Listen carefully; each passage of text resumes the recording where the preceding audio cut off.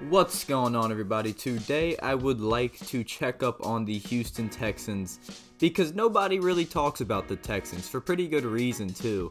I mean, the team went 4-13, 4-12 the season prior, and when people talk about the Texans, they're not actually talking about Houston, they're talking about the former quarterback, and there is a lawsuit against Houston now, which I will kind of brush up on that, but this is not a Deshaun Watson video. This is a Houston Texans kind of just check up because no one talks about them. I'm curious to see how the rebuild's going.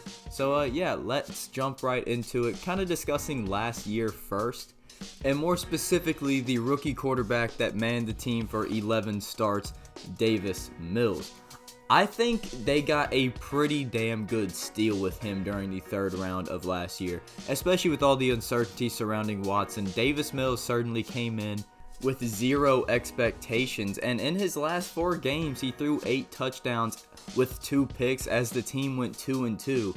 It's pretty clear we don't know if he's a franchise guy or not. The situation's not ideal, but hell, he deserves another shot. I'm very glad he got that with the Texans, as at the same time the Deshaun Watson trade saga came to a close as the Texans received 3 first-round picks, a third plus a fifth. That's a fantastic haul for the Texans, good for them, as the Deshaun Watson trade saga was officially done with. So now that the quarterback position is out of the way, let's talk about the rest of the offense. Houston now has Laremy Tunsil coming back after missing much of last season with a thumb injury.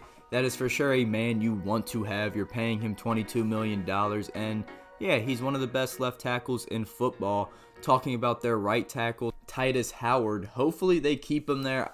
I personally think Tunsil and Howard can be a great tackle duo. They did address the guard position in free agency and during the draft, selecting Kenyon Green during the middle of the round and signing A.J. Cann. I think they did pretty damn good things to the offensive line, especially with Laremy Tunsil coming back. You love to see it.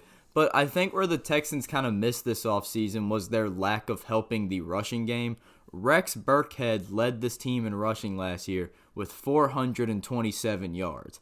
I understand they signed Marlon Mack, but he's played 7 games during the last 2 years, and bringing in Dameon Pierce during the 4th round, I like Florida.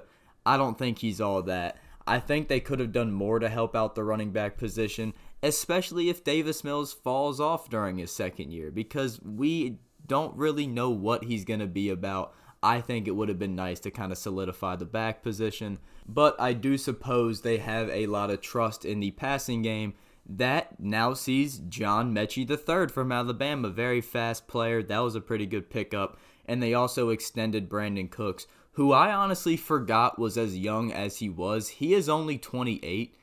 With the amount of times he's moved throughout teams, I thought he was at least 31. But hey, good for Brandon Cooks. Good for the Texans on that extension. And Houston can overpay some guys too. I saw some people talking about how they should move Laremy Tunsil because his cap hit's too big, and perhaps they overpaid Brandon Cooks.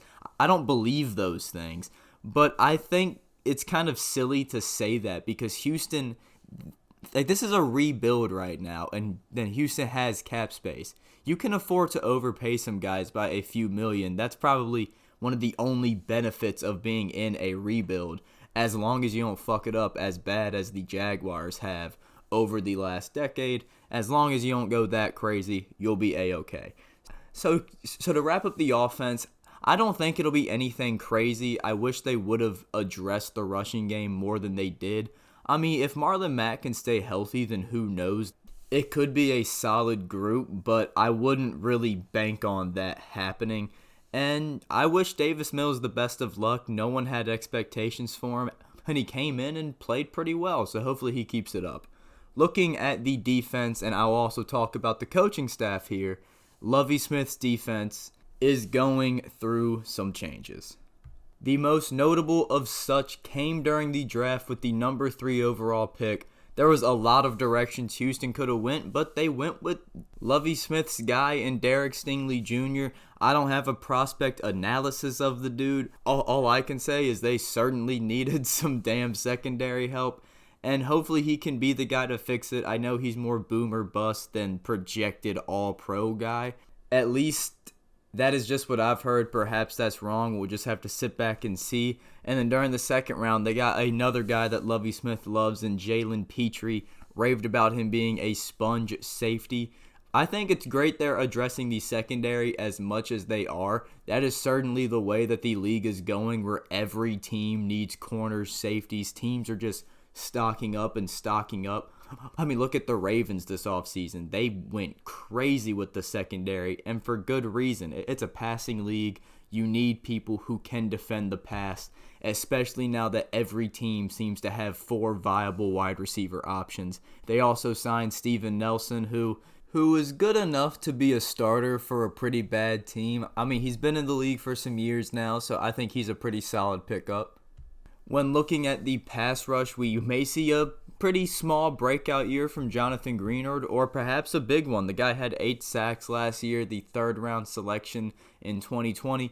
Hopefully he has a pretty good breakout year. They didn't do much to help out the front 7 besides that. They signed some guys here and there, but no one really crazy, so don't expect this front 7, the front 4 to be anything spectacular.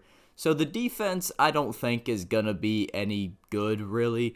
I think they got good guys just going for the secondary, picking up Stingley, picking up Petrie. I think that's for sure the way to go, just the way the NFL is today. I would not expect the Texans to be good next year. I think the team is going in the right direction, but it all kind of hinges on Davis Mills, and we don't know how he's going to be.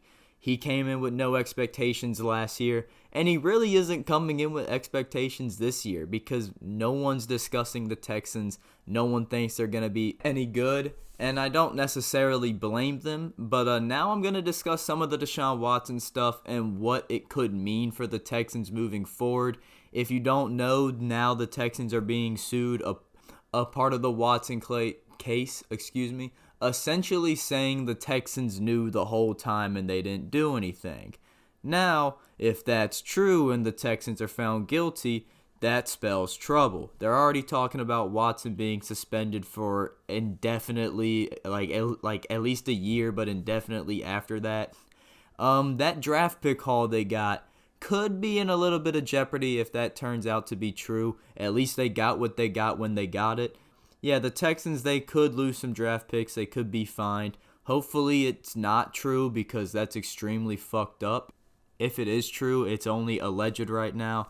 But yeah, it could spell trouble for the Texans. And if it turns out to be something bigger on Houston's end, Jack Easterby could be out of there. I don't know how you guys feel about Jack Easterby. I'm not a Texans fan, just kind of talking about the situation. But yeah, it could spell some trouble if it turns out to be bigger. I hope it's not. But if it is true, they're most likely going to lose some draft picks. And that's not anything too crazy considering they have as many first as they do. And if they do end up losing some draft picks, it doesn't necessarily mean first round picks. It just is still a hit considering they need as much as they do right now. But yeah. Hopefully you enjoyed the video. If you agree with me, leave it in the comments. If you don't, I already assumed you posted a comment and didn't get to this point in the video. If you liked it, leave the like. If you want to see more stuff, subscribe to the channel. I'm just excited for the season to come back around. Hope you enjoyed and have a great one.